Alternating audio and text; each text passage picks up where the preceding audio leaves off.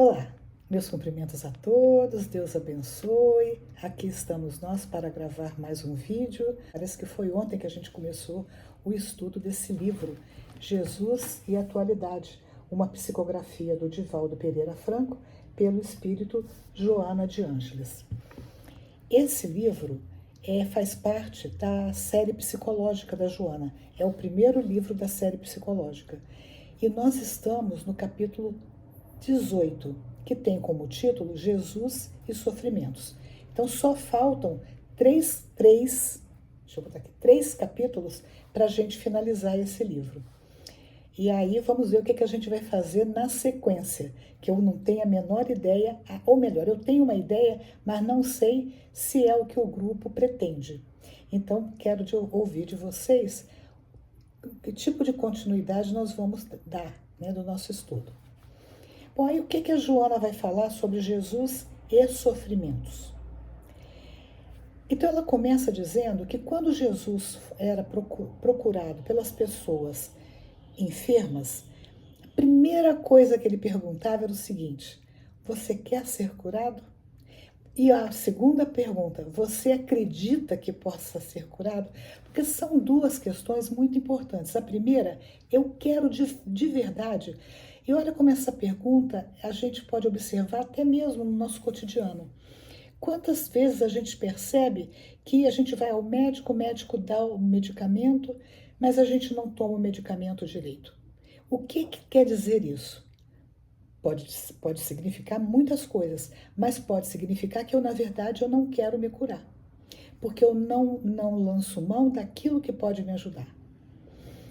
A outra coisa é se eu creio que eu possa ser curado. Então, isso é outra pergunta que Jesus fazia para os doentes. Você acredita que eu possa te curar? E neste capítulo, a Joana vai dar o exemplo daquele paralítico que ele é descido do telhado. Então, ele dependia de tudo para chegar até Jesus. Ele, mobilizou todos os amigos que o levaram, tiveram que enfrentar uma multidão para chegar na porta, não conseguiram entrar e aí tiveram a ideia de descer Jesus pelo telhado. E ele então aceita isso, com toda a dificuldade que isso implicava, e Jesus pergunta para ele: tu crês que eu posso te curar? E o doente respondeu: sim, demonstrando a fé que o dominava, ao mesmo tempo retratando querer recuperar a saúde, tal o esforço empreendido para estar até ali. Quer dizer, antes dele chegar ali, provavelmente a gente pode imaginar que ele conversou com os amigos. Ele mostrou: olha, eu estou totalmente sem condição de mobilidade, eu preciso de falar com Jesus. E aí os amigos se compadeceram e levaram ele. Joana continua dizendo que ele movimentara amigos e pessoas solidárias, porque também tem isso, Às vezes a gente está lá numa situação difícil, mas não tem ninguém que se compadeça da gente ou se compadeça daquela pessoa. E ele então se submetera ao desconforto de ser conduzido, porque não foi só o ser conduzido. Olha só, porque a gente sabe que quando a gente está numa situação difícil, ser conduzido, depender do outro, não é fácil. E ele se submeteu a isso até chegar naquele lugar. Ele tiver aumentado as dores, porque quando nós estamos com problemas, com sintoma de dor, qualquer movimento agrava a nossa dor. Mas ele enfrentou isso também. E aí, porque ele queria, de fato, ele enfrentou isso e conseguiu, chegar até Jesus. E aí a Joana termina esse texto dizendo assim, que se sensibilizado por tal esforço, Jesus o libertou da doença de que ele, sem revolta, desejava despojar-se. Então, olha só o que a Joana fala. Esse homem, além dele estar ali, ter enfrentado todas as dificuldades, mas ele não era revoltado. Ele chegou, falou para Jesus que ele queria se salvar, ele acreditava que Jesus podia ajudá-lo, mas não havia dentro dele nenhum sentimento de revolta. Olha como isso é importante para nós. Porque a revolta, ela cria no nosso psiquismo um sentimento muito ruim, né? De descrença, de pessimismo, de raiva, todos os sentimentos que desfavorecem o nosso processo de cura. Então foi esse o exemplo que a Joana traz para ilustrar a importância do querer e do crer. Aí ela vai falar, né, anteriormente, que o crer é uma decisão grave. Quando eu creio, eu realmente decido que eu vou conseguir. E ela, além disso, ela fala que é uma decisão de maturidade emocional e humana. E ela fala, antes ela vai falar sobre o querer, que quem quer investe e, ao fazê-lo, age de forma a colher os resultados almejados. Então, quer dizer, se eu realmente quero alguma coisa, eu vou investir naquilo que eu quero, em qualquer aspecto da vida, que me traga sofrimento. Então, eu quero, eu vou investir, porque eu tenho uma percepção de que eu vou conseguir. A Joana continua dizendo, quando se quer, despojado de dúvida, quer dizer, eu não tenho dúvida, eu quero, eu sei, né, que eu vou conseguir, a crença no êxito já se encontra no bojo do desejo exteriorizado. Quer dizer, eu acredito que aquilo está ali, né? Só basta, às vezes, um empurrãozinho. O receio, ou seja, o medo, aí não tem guarida. Nem as vacilações produzem desconfiança. Porque eu posso até, hora ou outra, ter as minhas dúvidas, mas eu não fico desconfiada daquilo. Eu vou em frente. E ela finaliza esse parágrafo dizendo, a paisagem mental, quer dizer, a forma como eu entendo aquela situação, a minha situação, ela vai se colorir de luz e os componentes da infelicidade se diluem sob os raios poderosos da vontade bem dirigida. Olha que bonito isso aqui, né? Isso tudo tá, devia ter falado que está entre aspas, que eu estou lendo o texto da Joana. Mais na frente ela vai dizer, querer e crer conduzem à luta, entre aspas. Quando eu quero e eu creio, eu não fico de braços cruzados, eu vou à luta, vou procurar realizar aquilo que eu desejo.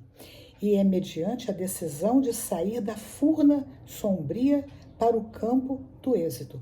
Olha só que quando eu estou numa situação difícil, é como se eu estivesse numa caverna sombria.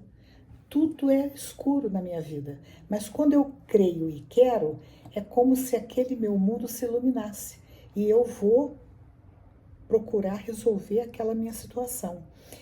Então é a decisão de melhorar que faz com que eu saia daquela situação de desespero, de pessimismo, de ódio, de rancor, de revolta e todos esses sentimentos que enegrecem a minha existência. Aí ela continua, finaliza esse parágrafo dizendo assim, após o sucesso, ela usa a palavra logro, após o logro feliz, devem prosseguir esses dois valores morais, comandando a integridade emocional para impedir a recidiva, para impedir que eu retorne à situação original. Então, depois que eu adquiro uma certa vitória, eu não paro por ali. Eu continuo com o meu tratamento. Se ele for um tratamento medicamentoso, eu vou continuar com o meu tratamento. Se ele for um tratamento espiritual, eu não vou parar com esse tratamento. Eu vou continuar com as minhas preces. Se eu estou recebendo passe, eu vou continuar recebendo passe e por aí em diante. Parágrafo seguinte. Ela vai dizer assim, é quando ela termina. Nas tuas dificuldades e dores, abandona a complacência para com elas, quer dizer, a tolerância, né, dá desculpas para com as dores. e toma a segura decisão de querer ser feliz e crer que o conseguirás. Então eu preciso querer ser feliz, quer dizer, não adianta eu ficar dando desculpas. Ah, eu estou desse jeito por causa disso, daquilo. Quer dizer, justificando os meus sofrimentos. Ela diz que eu preciso abandonar esse comportamento para que eu realmente possa avançar no meu processo de cura. Nada te impede o tentame, quer dizer, nada impede que você tente. Basta que estabeleças no íntimo o desejo forte de libertação. Sacudido pela dúvida, rechaça. Porque, veja, a Joana não diz que nós nunca vamos ter dúvida. Ela diz que às vezes a gente tem. Mas se a gente se sente na dúvida, né, e essa dúvida sacode a gente, né, quer dizer, dá aquela sensação de que você não vai conseguir e tal, se eu sou sacudido pela dúvida, rechaça. Fala, não, eu não vou dar guarida para você, dúvida. Vai, me deixa aqui, eu vou continuar agindo no sentido da minha melhora. Perturbado pelo pessimismo, contempla os triunfadores que lutaram antes de ti. Porque veja, antes da gente, muitas pessoas enfrentaram problemas. Nós não somos os últimos, nem somos os primeiros, né? Então, milhares de pessoas passaram por situações melhores, piores, semelhantes às nossas e lutaram e venceram ou não. Então, de repente, o que a gente tem que pensar é assim: o que fez com que essas pessoas melhoraram? E normalmente o que a gente vai descobrir é que são pessoas com muita vontade, com muita fortaleza interior, que não se deixaram abater pelas derrotas da vida, foram à frente, né? Tomaram as rédeas da vida e seguiram em frente. Então são pessoas que nos dão verdadeiras aulas de otimismo, de vontade de vencer. E é o que ela diz aqui. Elas lutaram antes da gente. Não lhes foi diverso o esforço para a vitória. Então ela diz que essas pessoas que lutaram antes da gente não passaram por situações privilegiadas, não, mas elas enfrentaram as suas dificuldades e seguiram em frente e venceram. Sucede que iniciaram o labor, quer dizer, iniciaram a tarefa, o trabalho, sem que o soubesses. Quer dizer, quando nós vemos uma pessoa na rua, uma pessoa com quem nós convivemos, nem sempre a gente sabe da luta que aquela pessoa já enfrentou na vida. E elas já enfrentaram e já venceram. E agora o que a gente vê é somente o resultado do seu empreendimento, de tudo que elas fizeram para vencer as suas dificuldades. Ontem eu estava assistindo um vídeo, até de um palestrante muito famoso, que eu nem sabia de toda a dificuldade que ele enfrentou na vida. É o Severino Celestino. E ele estava contando das dificuldades que ele enfrentou durante a vida, vindo de uma família muito numerosa e muito pobre.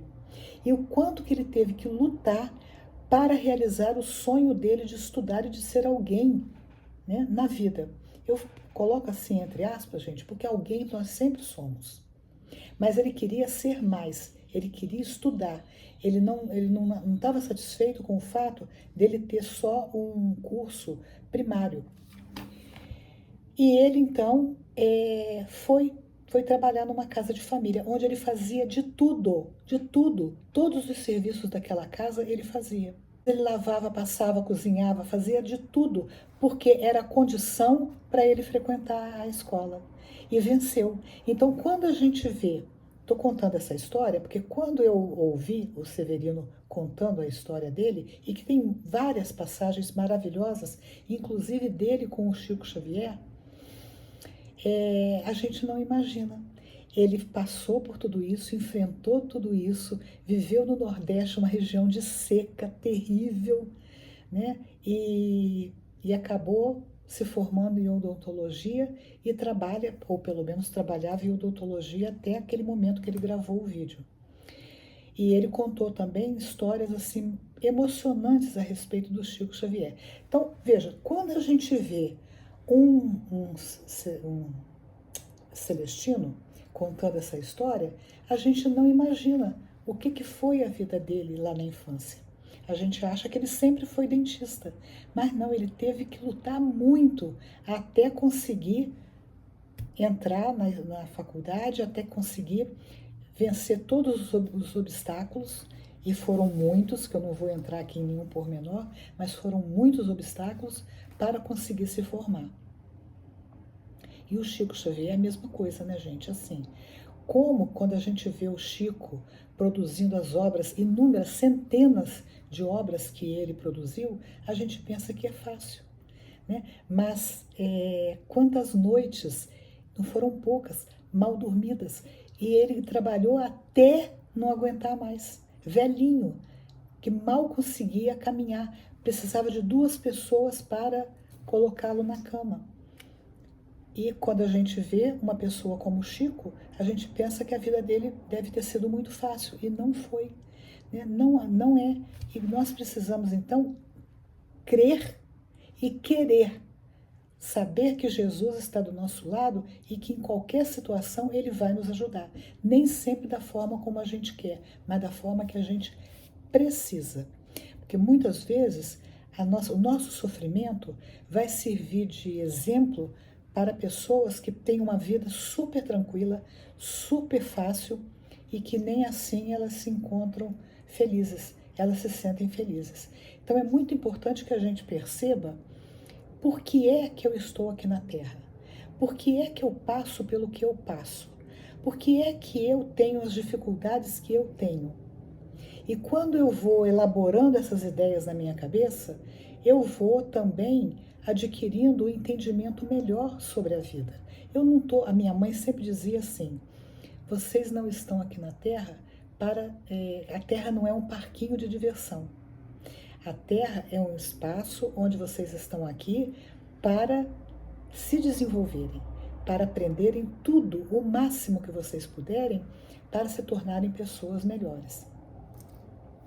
Bom, aí a Joana continua dizendo assim, já está na outra página, já está terminando, ela diz: ademais, apela para Jesus com firmeza, certo de que tua rogativa não ficará sem resposta, e abre-te ao influxo da força restauradora, não lhe opondo barreiras. Olha só, né? Então eu vou orar, vou aguardar e não vou colocar obstáculos para a ajuda de Jesus, porque nem sempre essa ajuda vem de uma hora para outra. Eu vou, de repente, ter que passar por uma fase mais difícil, eu vou passar. Se queres paz e saúde e crês na tua imediata conquista, não adies o teu momento de consegui-las, pois este momento é agora. Esse é o texto, né, que a Joana traz para a gente como uma dádiva, é a questão do sofrimento. Então, quando nós estivermos sofrendo, sofrer com dignidade, com resignação, e sabendo assim, como é que eu estou enfrentando esse sofrimento. Eu quero melhorar, eu creio que eu vou melhorar, eu acredito em Jesus, eu acredito que Jesus possa me ajudar, e eu estou fazendo por onde ser ajudado, porque tem tudo isso. Esse é o texto, espero que tenham gostado, que Deus abençoe todos nós, e até o próximo vídeo, se Deus quiser.